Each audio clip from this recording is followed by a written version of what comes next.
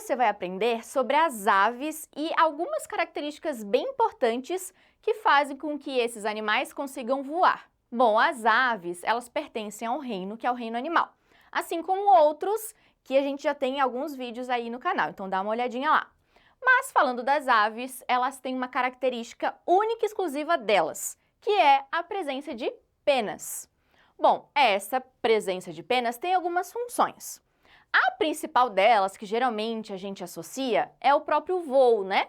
Então as penas são usadas sim para voar, mas elas têm outras funções no corpo do animal.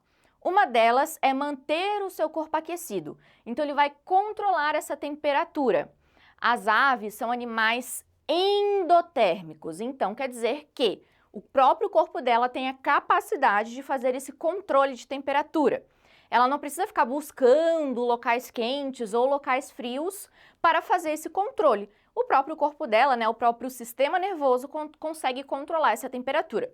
E as penas auxiliam muito nessa questão, beleza? Além disso, as penas também vão servir para comunicação. Como assim, prof? A pena fala? Não. A pena ela vai demonstrar para as fêmeas, por exemplo, no momento de acasalamento, qual é o macho mais exuberante, né? Um exemplo disso são os pavões. Quando a gente olha um pavão macho, ele tem aquelas penas muito bonitas, bem coloridas. Quando a gente olha uma fêmea, ela não tem todo aquele leque de penas bem exuberantes. Ela é com uma coloração mais simples, mais opaca. E ela não tem aquele leque grandão. Para que serve aquele leque? Para chamar a atenção da fêmea.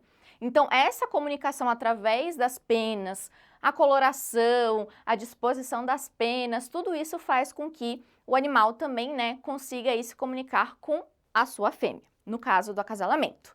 Mas as penas também podem servir, por exemplo, eu quero, sei lá, espantar algum predador ou algo assim, as penas também podem comunicar isso para outras espécies. Então, ela também serve aí como um ponto de apoio na comunicação das aves, beleza? Bom, mas as penas, elas têm aí que ser tratadas de um jeitinho especial. Para isso, as aves, elas têm uma glândula específica só para fazer a lubrificação dessas penas. Principalmente aquelas aves aquáticas, aquelas que permanecem ali um bom tempo na água. Por quê? Se as penas ficarem molhadas, elas vão ficar muito pesadas. E daí, essas aves não vão conseguir voar. Sendo assim, ela precisa fazer uma película que impeça aí que a água entre. Essa glândula que vai lubrificar e impedir aí a entrada da água, a gente chama de glândula uropigiana. E ela vai fazer essa lubrificação e também essa impermeabilização. É bem comum a gente ver as aves aquáticas com o pescoço para trás e dando tipo uma coçadinha lá na parte de trás do corpo, porque essas glândulas ficam na parte de trás. E daí quando ela faz isso, ela encosta na glândula, tira o líquido lubrificante e espalha em suas penas. Então é bem comum a gente ver, né, essas aves aquáticas como se estivessem penteando as suas penas, exatamente para espalhar aí essa substância e deixar as penas lubrificadas. Beleza? Mas vamos falar um pouquinho sobre o voo, né? E quais são as características que deixam com que as aves consigam voar. Primeiro a gente já falou, né, a presença das penas. Mas a gente tem outras características que também são importantes para o voo. Olha só, os ossos das aves, a gente chama eles de ossos pneumáticos. O que isso significa? Significa que esses ossos, eles têm como se fossem furinhos que faz com que o osso fique menos denso, ou seja, ele fica menos pesado e a ave fica mais leve, assim podendo voar. Isso é uma característica muito importante, que nós mamíferos, por exemplo, não temos. Além disso, esses ossos, né, eles vão ter uma aerodinâmica toda específica, né, especial para isso. Então, a gente tem uma aerodinâmica e uma das coisas que a gente tem nessa aerodinâmica é essa quilha. O que é essa quilha? É o nosso osso externo, que fica entre, né, aqui as nossas costelas, que no caso das aves, ela tem toda uma estrutura e morfologia, então ela fica como se fosse um bico, que auxilia essa ave a ir para frente, né, cortar o vento. Então é uma estrutura aerodinâmica também. Além da musculatura, né, toda feita, toda adaptada para o movimento das asas, as asas também, né, que são aí os braços, digamos assim, das aves que são adaptadas, né, ao voo. E a gente tem também a ausência tanto da bexiga, então eles fazem xixi sim, eles têm urina sim, porém ela não fica armazenada numa bolsa como nos mamíferos, então eles não têm a bexiga, mas eles sim urinam, tá?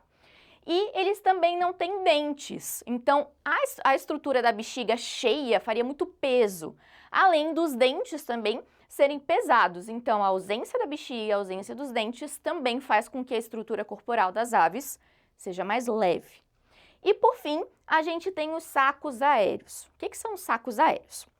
Juntamente com o pulmão das aves, a gente vai ter alguns sacos que se enchem de ar. Esses sacos eles não vão servir para respiração exclusivamente. Eles vão servir para deixar o corpo do animal mais leve e assim ele conseguir voar com facilidade. Mas uma coisinha que você tem que ficar ligadinho aí, nem toda ave voa, nem todas elas vão voar. A gente tem várias aves aí, né? Por exemplo, o pinguim, o avestruz, o quive, que não voam. Eles são aves, sim, têm ossos pneumáticos, ausência de bexiga, tudo igual. Porém, eles não têm a capacidade de voo, beleza? Vamos falar agora sobre os sistemas das aves. Então, no sistema digestório das aves, ele é completo e eles vão ter, ao invés de boca e ânus, eles vão ter a boca e a cloaca. Então, eles vão ter essas duas estruturas. A boca das aves, ela é adaptada também. Ela é adaptada em formato de bico. E esse bico vai ser diferente dependendo da alimentação. Então, existem aves carnívoras, como por exemplo uma águia. Existem aves que são herbívoras, como os pássaros. Então, a gente vai ter ave com diferentes tipos de alimentação, né? Então, o bico, né, vai ser aí modificado dependendo da alimentação que esse animal vai ter. E uma característica importante das aves é ter a presença do papo e da moela. O papo é um saco que fica ali logo no esôfago, logo na entrada do alimento, onde vai ser o que? Armazenado e umedecido o alimento. Inclusive, em algumas aves, a gente consegue ver que o pescocinho dela fica bem elevado. É porque ela acabou de se alimentar e o papo está bem cheio. O que? O alimento está ali sendo umedecido, né? Como se fosse aí a nossa saliva. Como ele não vai ter essa estrutura, né, de boca como a gente tem esse anexo, né, no esôfago para umedecer o alimento. E a moela vai servir como os dentes. A moela também é uma bolsa, após o papo, que tem ali geralmente pedras e outras estruturas que a própria ave come, que faz com que aquele alimento seja triturado. Então, no nosso caso, a gente tritura com os dentes.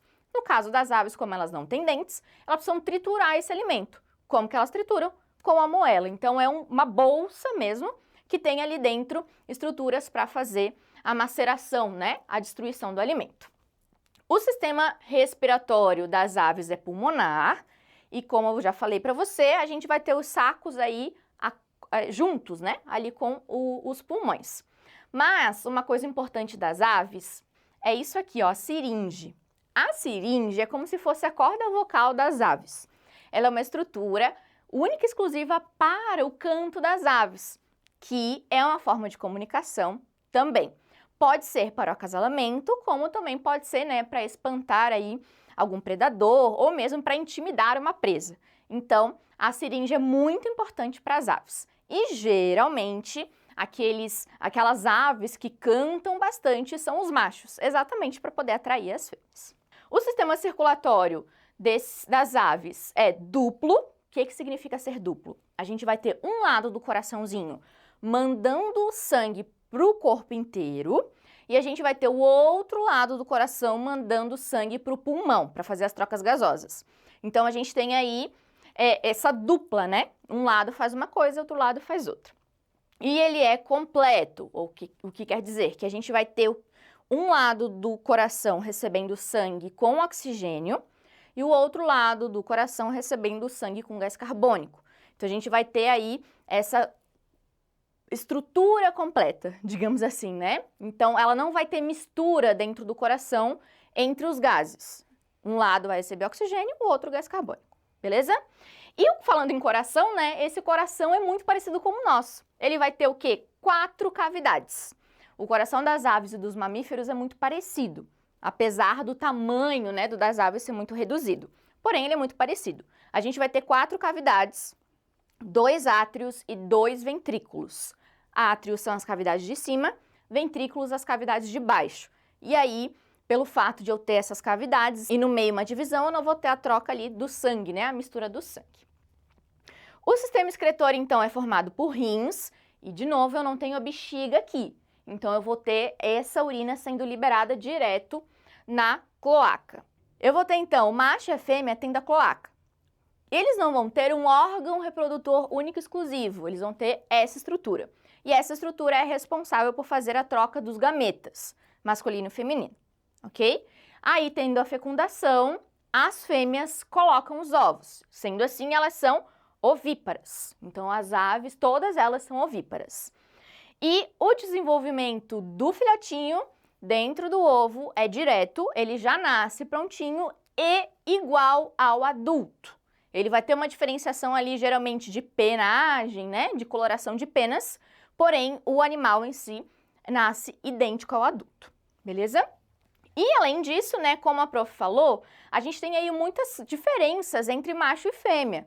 Durante a aula toda eu mencionei para você que a gente tinha muitas coisas diferentes entre macho e fêmea.